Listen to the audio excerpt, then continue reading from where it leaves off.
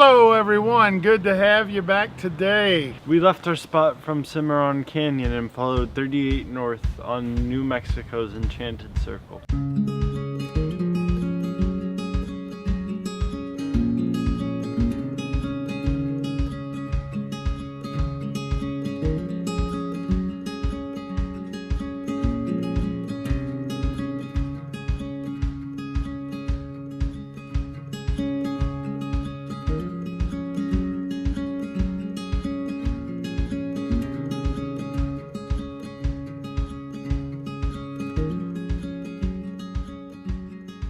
So we're in the town of Red River. It's a surprise. It's a beautiful little town. This looks like it could be a destination spot for sure. We just went to the visitor center and he gave us some suggestions of places to stay. There's a Forest Service spot just a mile or two out of town that we're going to try.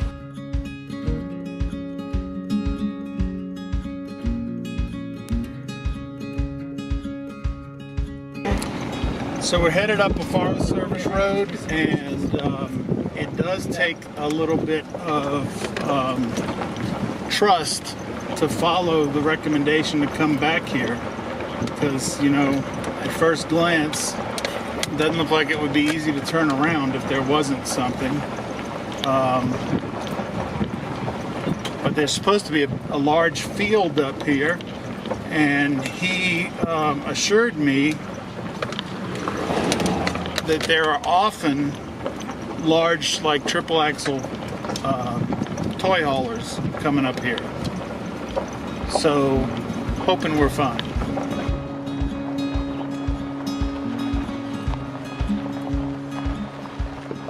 So just before getting to our site, we came across this dry creek bed that now, looking at the video as I edited, doesn't look intimidating at all, but do y'all remember the feeling we had when we got up to it? Whoa. No. Yeah. Yeah, I mean, we definitely... Video just doesn't do it justice, or even pictures. No, some of you are going to look at that and think, You're crazy. you know, well, some will think we're crazy, and some will also say, well, why did he pause? It looks like, of course, you can just blow right through it, but this video is our first time boondocking. For our first time kind of being off the pavement and whatnot, it was more of a challenge than we've ever had before. Four-wheel drive.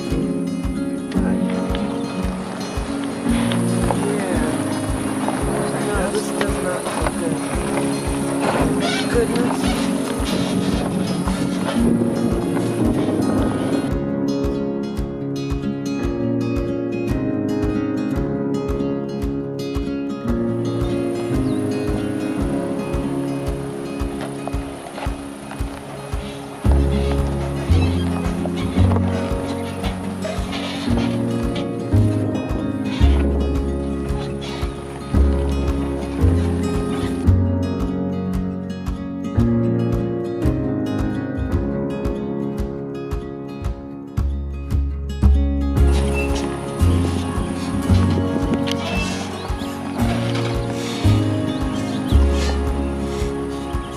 There's two like holes right there. No, not you, but the trailer. I mean,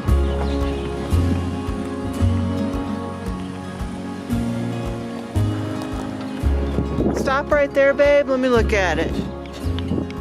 When we got to the site, it took Dad about 10 times circling in order to find a level spot.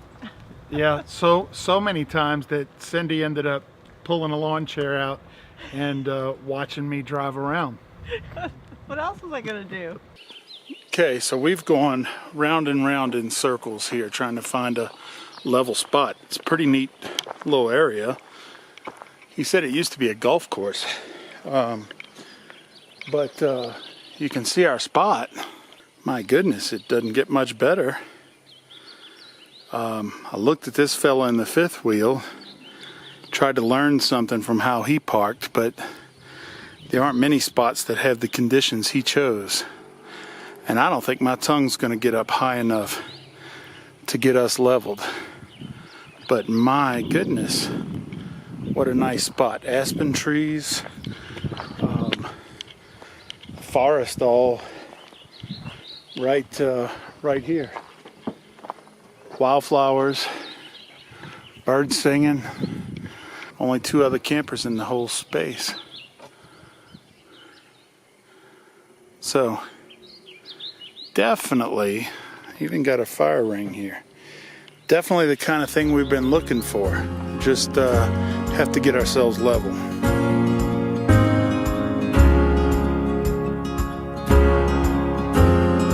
That guy doesn't want us at his front door.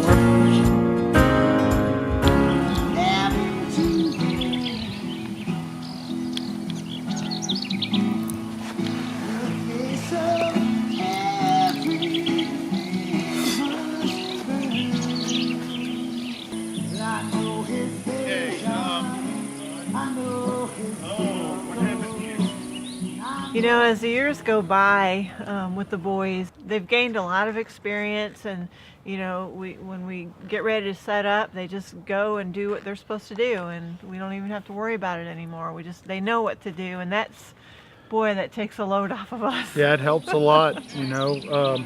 I mean, from leveling blocks to working the jacks to safety chains, they've been a huge help. And I get to go inside and turn the air on. Okay, now that I just finished telling everyone that we aren't like officially a tips channel, here's a real serious tip.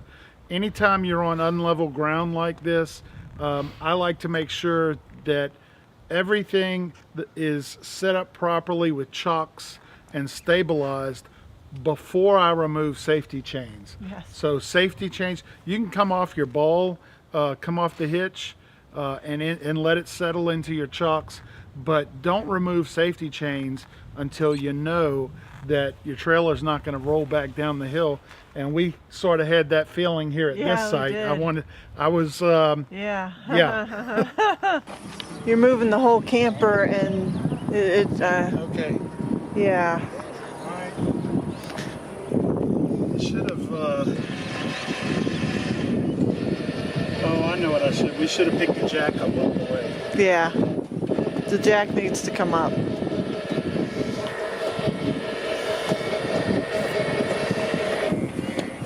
There you go. Oof. It didn't roll much. No. There you go. You're out.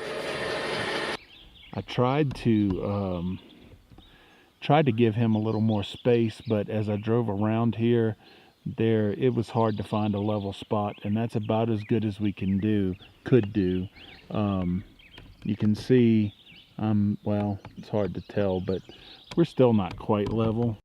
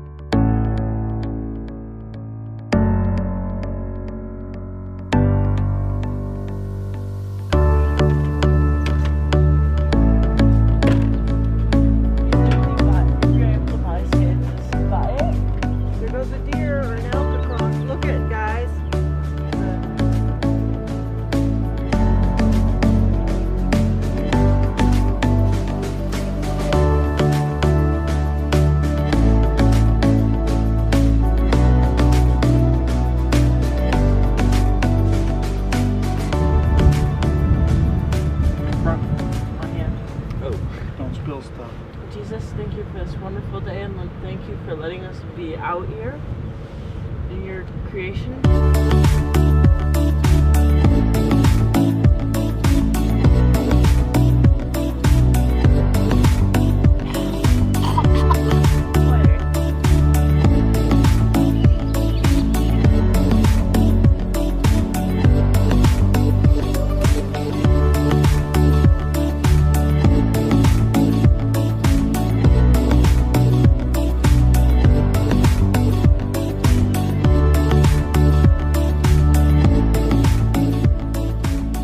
Good morning. So here we are in Red River, New Mexico, and this is our first experience with boondocking, official boondocking. We're out on Forest Service land, beautiful spot. We were very nervous. I mean, I've been talking about it for a year about wanting this trip to include lots of boondocking, but I have to admit I was nervous, and security is a concern.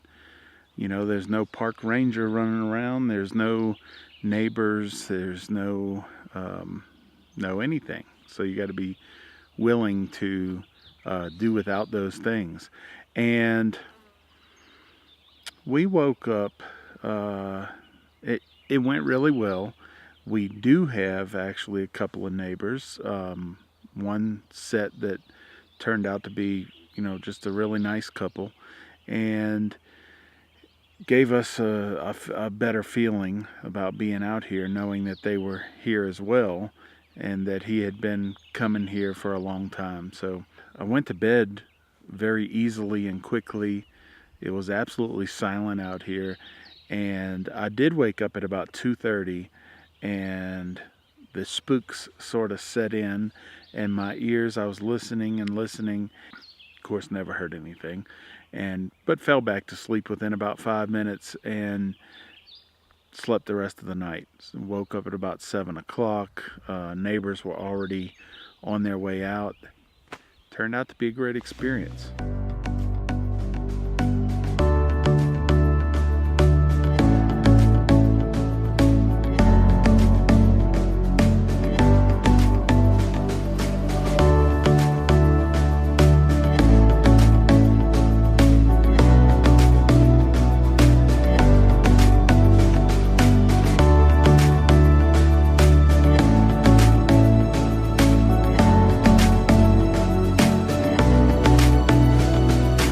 Weather is wonderful. It is, I think it got in the low 40s maybe last night. We're up close to 9,000 feet. Inside the trailer was mid 50s without a heater. We could manage electricity just fine, and our batteries, of course we have the generator, but I'm wondering how people stay out here like our neighbor. I think he said he's been here for a week. I'm not sure how you manage water if you're here that long. Of course, we're 4 people in 30-gallon tanks, so it's hard to, you know, we had been on our 3rd day without a shower. We had to shower last night, so we showered out here, which I know ate up, you know, a half of our tank maybe. I don't know how we would make it 5 or 6 days. The plan is to go to Silverton, where we will be boondocking for 5 or 6 days, and I've got to come up with a solution. Maybe there's a public place where we go for a pay shower or something like that.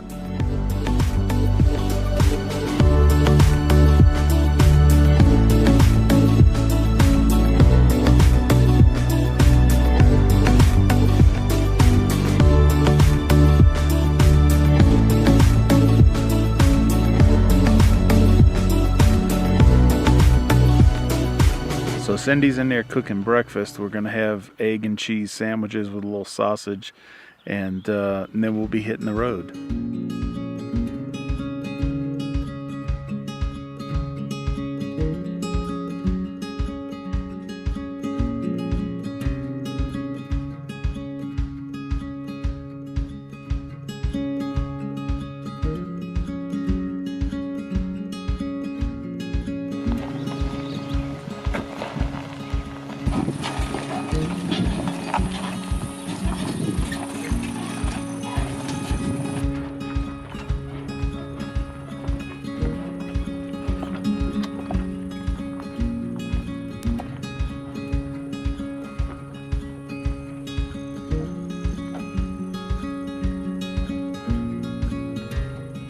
All right, so for our first time boondocking, was all this extra effort and setup worth the experience? What do you guys think?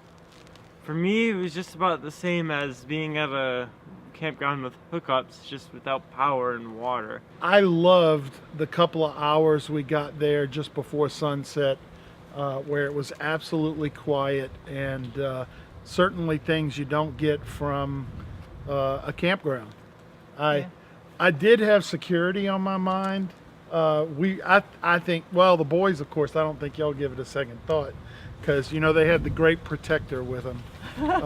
But The best. little did they know that the Great Protector was actually a little nervous. You know, I couldn't go to the campground host and tell on anybody. So, you know, I kind of slept with one eye open some of the night. Eventually, No, I think you told me to sleep with. yeah. Cindy's a light sleeper, and I'm a heavy sleeper, so I knew once I fell asleep I'd Hey, be if you out. hear anything, let me know. I did tell her that. I said, hey, you just wake me up if your ears hear anything.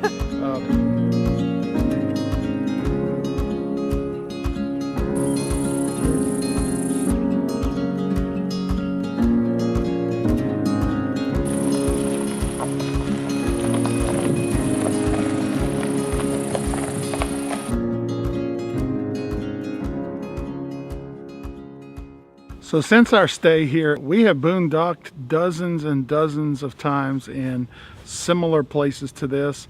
It really did sort of ignite our spark to try more of it. I hope that from seeing the video, you guys get a bit of a spark for yourselves. If you have been a little reluctant to try it out, do a little bit of research online, find some places that you can try it.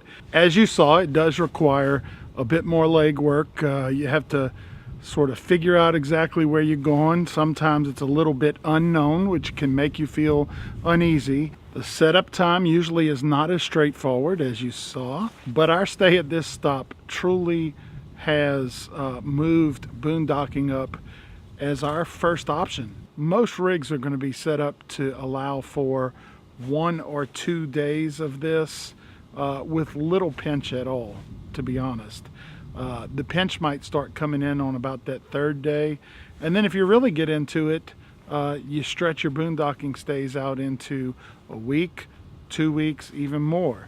We've done as much as about 8 days in one spot, and we're able to pull it off. And you'll see all about that adventure in an upcoming episode. Next, we're heading to.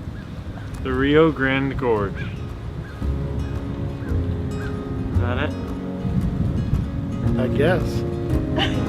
I couldn't say it. It's like a tongue twister from the Okay. Rio. The Rio Grande